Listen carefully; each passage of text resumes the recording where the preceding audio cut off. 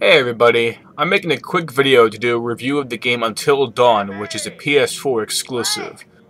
I had read sometime before that it was about a group of teenagers that are in a cabin in some snowy mountain and that they're being stalked by a serial killer. It was cliché, sure, but it sparked my interest.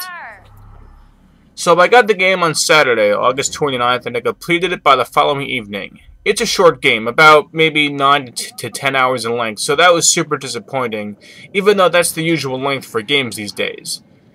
Anyway, the game was okay. The plot revolves around a group of 8 friends getting together a year after a tragic event. The friends are Josh, Mike, Jessica, Chris, Ashley, Sam, Emily, and Matt.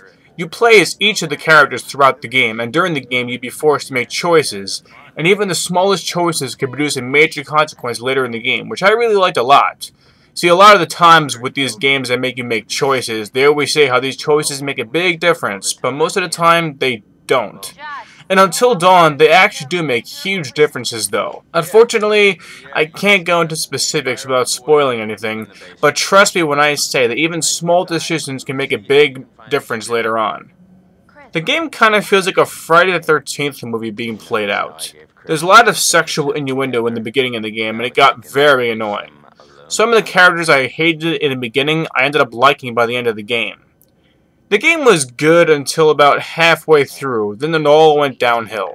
That's all I can say without spoiling the game. The graphics were good, although I really don't care about graphics. A question I've seen asked a lot when it comes to Until Dawn is whether it's scary or not. My answer is no. It's not scary at all. However, it's riddled with jump scares. And when I say it's riddled with jump scares, I mean it has a lot of jump scares. A shit ton of them. They were incredibly annoying to deal with. But this game wasn't even remotely scary. It's got nothing on, say, Silent Hill or PT. Those games were scary. Until Dawn wasn't scary at all. The controls were okay. It was sometimes a pain in the ass to navigate the character around. It's hard to explain, but if you play the game, you'll know what I'm talking about. You hold L1 to make the character walk faster, but it's not much of a difference. The acting in the game was better than I thought it would be, but there was a bunch of shit that happens in the game that's way too extreme for my liking. Again, hard to explain without spoiling the game. The story was mediocre. Out of 10, I would give the game a 6, maybe 6.5. It's not worth full price. I would say it's worth maybe 35 to 40 bucks, but not 60 bucks. You can have all the characters survive or none of the characters survive in the game. It all depends on how you play and the decisions you make.